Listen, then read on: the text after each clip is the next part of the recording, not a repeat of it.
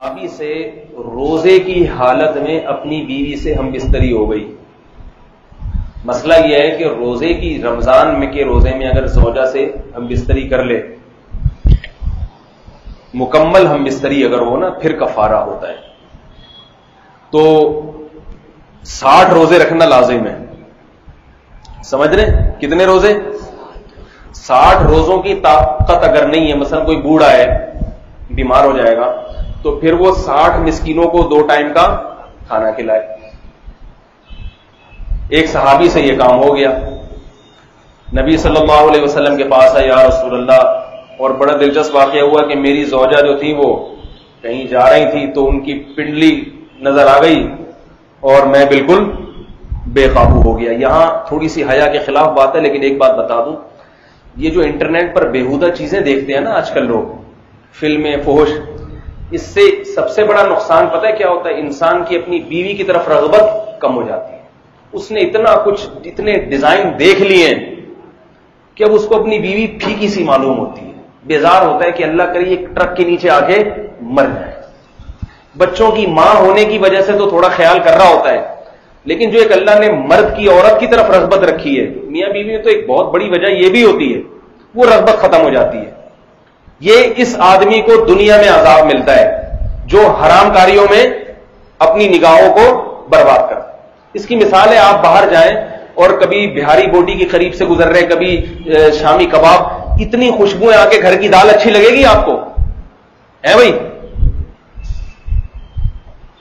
اور آپ کے پاس وہ پیسے ہیں نہیں اتنی بوٹیاں خریدنے کے, تو بہتر نہیں ہے کہ آپ ایسے ہوٹلوں کے قریب سے گزرے ہی نہیں, آپ کے ناک میں خوشبو ہی دال کی جائے تو آپ کو وہ دال اچھی لگے گی. پھر اس دال کھانے میں وہ مزہ آئے گا آپ کو جو ایک امیر آدمی کو کباب کھانے میں آتا ہے مزہ.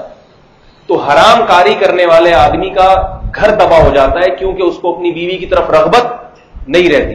اب دیکھو, صحابہ کرام نظروں کی حفاظت کرتے تھے, تو زوجہ کی پنڈلی نظر آئی ہے, وہ کہیں پانی وانی میں کہیں گزرنی ہوگی تو انہوں نے اپنی پائنچا تھوڑا سا اوپر کیا تو وہ پنڈلی نظر آئی, تو بے صبری, یعنی مطلب یہ کہ برداشت سے باہر معاملہ ہو گیا. تو یہ کتنی رغبت تھی. آج ہے کوئی؟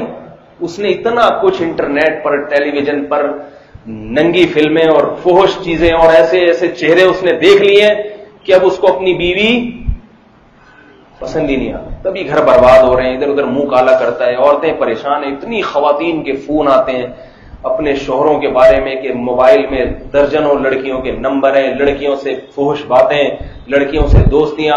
مجھے یہ بات بتاؤ, یہ جوانی کب تک برقرار رہے گی؟ کل تمہارے بچوں کو پتا چلے گا نا ہمارا باپ ایسا تھا, بچہ بھی یہی حرکتیں کرے گا. سمجھ میں آ رہی ہے بات؟ بچہ کیا کرے گا؟ بچہ بھی یہی کچھ کرے گا, اور پھر ایسا بچہ بڑھاپے میں اپنے باپ کی خدمت نہیں کرے گا. یہ بتا دوں, وہ عیاشی کرے گا, عیاشی کہے گا ابا کو اولڈ سینٹر میں داخل کرو, یہ ٹینشن ہے میرے لیے. تو اس لیے اپنے گھروں کو پاکیزہ بناؤ. اور خواتین کو میں ایک نصیحت کرتا ہوں, اگر آپ کے شوہر سے اس قسم کی کچھ فحش حرکتیں ہوتی ہیں, خدا کے لیے قیامت تک بھی اپنے بچوں کو اس پر مطلع نہ ہونے دیں. عورتیں پیٹ کی ہلکی ہوتی ہیں, شوہر کی ساری باتیں اپنے خاندان میں کر دی, اس کی عزت کا جنازہ نکال دیا. اب شوہر بعد میں بعض دفعہ توبہ کر لیتا ہے, وہ توبہ تو کرتا ہے مگر اس کے خاندان میں وہ ذلیل ہو گیا, اور خاندان والے اس کے اولاد کو بتا دیتے ہیں یہ ساری باتیں. جب اولاد کے دل میں باپ کے بارے میں یہ خیال آ گیا کہ ہمارا باپ بےہودہ ہے, فحش ہے, تو اب یاد رکھو پھر وہ اولاد اپنے باپ کو کبھی بھی باپ نہیں مانے. اس سے نقصان کس کا ہوگا؟ اولاد کا بھی نقصان ہے اس میں.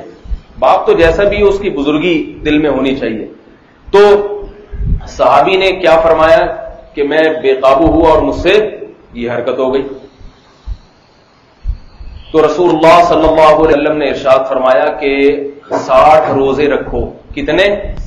60. انہوں نے فرمایا یا رسول اللہ اس کی استطاعت نہیں ہے. فرمایا 60 مسکینوں کو کھانا کھلاؤ. فرمایا اتنے پیسے نہیں ہیں, خود مسکین ہوں. اب کیا کریں؟ قرآن حکم تو یہیں تک ہے کہ جب پیسے آ جائیں تو کر دینا, صبر کرو. لیکن آپ صلی اللہ علیہ وسلم نے یہ سوچ کے بھی تھوڑی سی تو سزا ملے نا ان کو.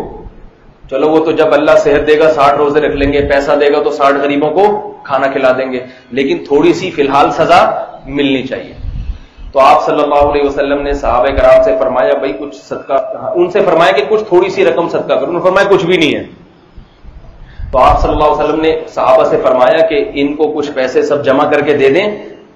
سب صحابہ نے تھوڑا سا ان کے لیے چندہ کیا، ان کو ہدیہ دے دیا، یہ لوگ.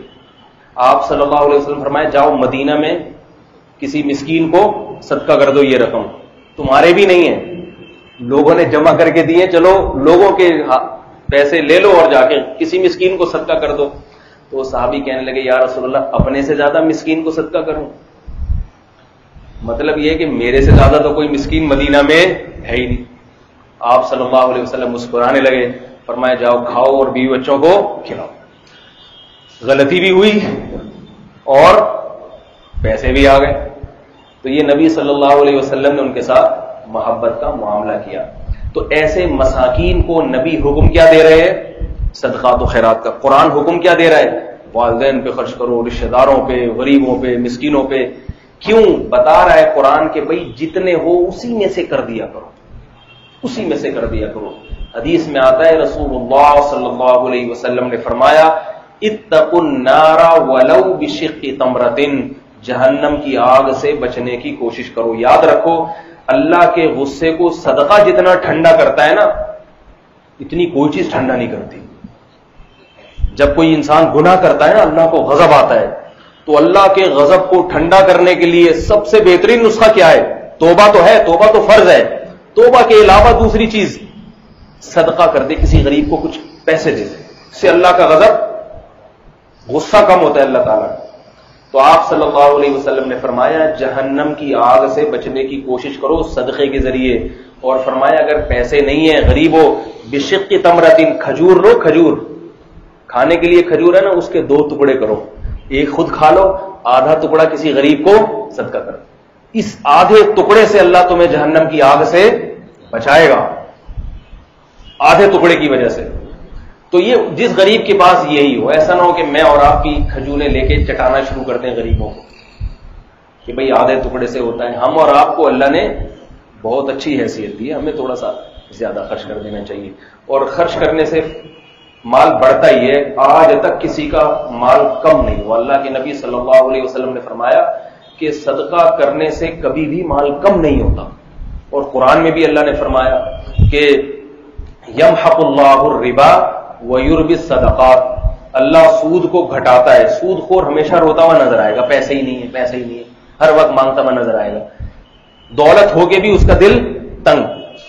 اور آپ صلی اللہ قرآن مجید میں اللہ نے فرمایا ویربی الصدقات، صدقات کو اللہ کیا کرتے ہیں؟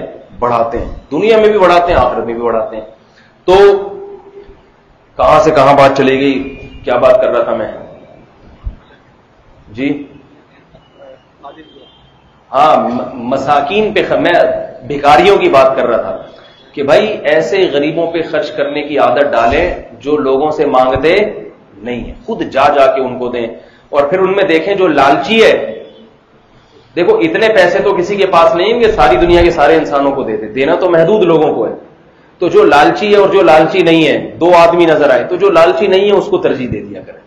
سمجھ رہے ہیں بات؟ البتہ مانگنے والے کو دینا بھی جائز ہے اگر وہ مستحق ہو. آپ سمجھتے ہیں کہ واقعتاً اس کو ضرورت ہے، پھر مانگ رہا ہے، کیونکہ ہر ایک میں ایک جیسا توکل نہیں ہوتا. بعض میں تو اللہ نے ایسا توکل دیا ہے بھوک سے مر جائیں گے مگر کسی کے سامنے ہاتھ نہیں پھیلائیں گے. اور بعض بیچارے کمزور ہوتے ہیں، وہ مانگ لیتے ہیں. اگر آپ سمجھتے ہیں کہ مانگنے والا ہے، مستحق ہے، اس کو بھی دے سکتے ہیں. میں صرف ترجیح کی بات کر رہا ہوں. ابھی رمضان آ رہا ہے تو بہت سے لوگ زکاتیں مانگتے پھریں گے، آئے ہمارا یہ مر گیا، ہمارا یہ ہو گیا، ہمارا یوں ہو گیا تو ہمارا یوں ہو گیا. اور سارے خرچے ان کے گھر کے ماشاءاللہ بہت اچھی طریقے سے چل بھی رہے ہوتے ہیں. بچے سٹی اسکول میں پڑھ رہے ہیں، ان کی فیس کے لیے زکات چاہیے. ایک بچے کی 6-6 ہزار فیس ہے، ان کی فیسیں پوری نہیں ہوئی، اس کے لیے کوئی اللہ للہ فی اللہ کوئی ہمیں زکات دے دے.